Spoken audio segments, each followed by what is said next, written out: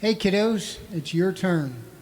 Did you ever have a day that just wasn't going the way you wanted it to go? We're having one of those days here at the studio, but we're going to smile and we're going to sing and you're going to smile and you're going to sing and you're going to clap and you're going to follow Miss Karen because we have a special song that we wrote just for you. And it goes right along with what we're learning together in the Bible. In the beginning, God. 1, 2, 3, 4.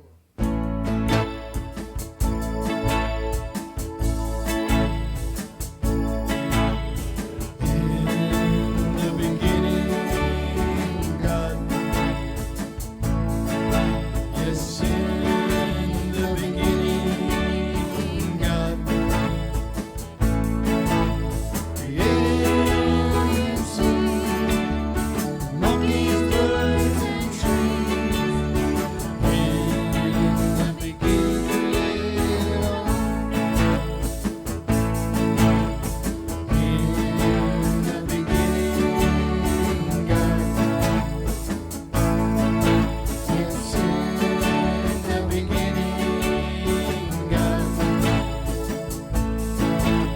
Created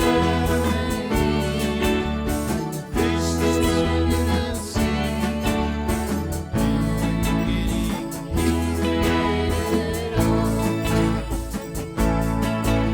He created all. God created everything you see. Yes, God created everything you see. He created you and me to be His family. Yes, God created everything you see. Yes, God created everything you see. Yes, God created everything you see.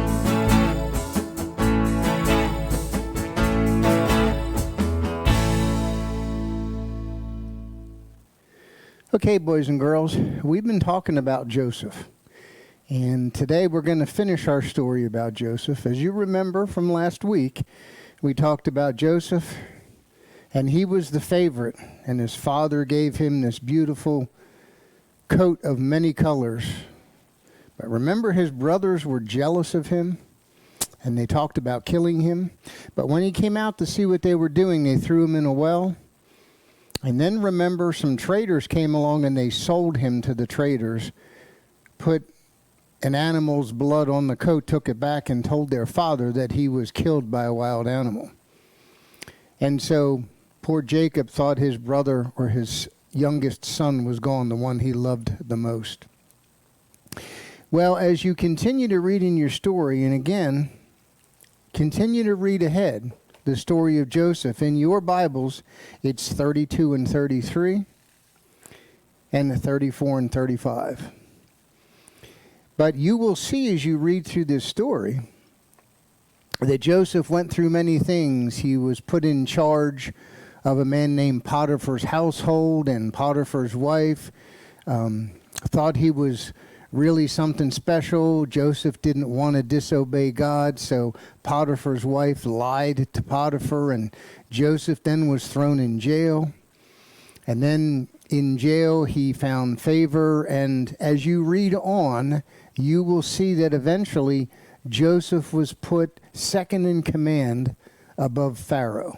Pharaoh was the top dog back then. He was the boss. He was as high as you could get. And Joseph was put second in command. Now, there became a famine, and Joseph was smart, and he had God's favor. And Joseph stored up grain and stored up food because he knew that there was a famine coming. In other words, he knew that there was going to be limited food, and everybody would come there to get their food. Well, lo and behold, Joseph's brothers and his father had to go and ask for food. And when they got there, they didn't realize that this was Joseph, their brother. But Joseph knew who they were. And you will read in your story that even though Joseph was treated so badly by them, he was hurt so much by them, put through so many bad things because of what they did to him, that he forgave them. And I want to talk to you today about forgiveness. Forgiveness is number one. Have you ever had a time, and I want you to think about this, where somebody did something bad to you and you got mad? And you got so mad that you wouldn't forgive them, that you wouldn't let them say, I'm sorry, and forgive them because of what they did. And you know, if you keep that inside, it's hurtful to us not to say, that's okay, I forgive you. Let me share something that might help you understand it. Here's a cup. I didn't have a lemon, so I got lemon juice. Have you ever put a lemon in your mouth and bit it? Or what if I take this lemon juice, put some lemon juice in this cup? Let's see. Oh, man, is that sour. That's terrible. That tasted awful. Well, you know, boys and girls, that's what it's like when you won't forgive somebody. It makes you sour in here. Now, this cup has sweet iced tea in it. Brother Lowrie's favorite. I'm going to take the same lemon, put it in there, and I'm going to stir it up a little bit. Now I'm going to try that. Oh, man, was that good. Sweet iced tea with a little lemon in it. Really tasted good. This lemon tasted terrible by itself.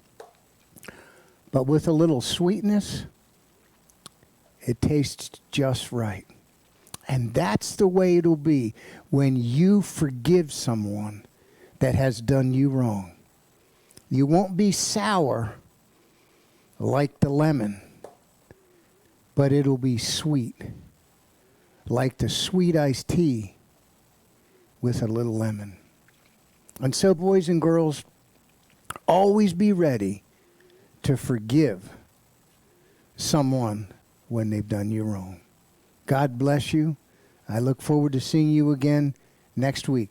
Same time, same place. Have an awesome week.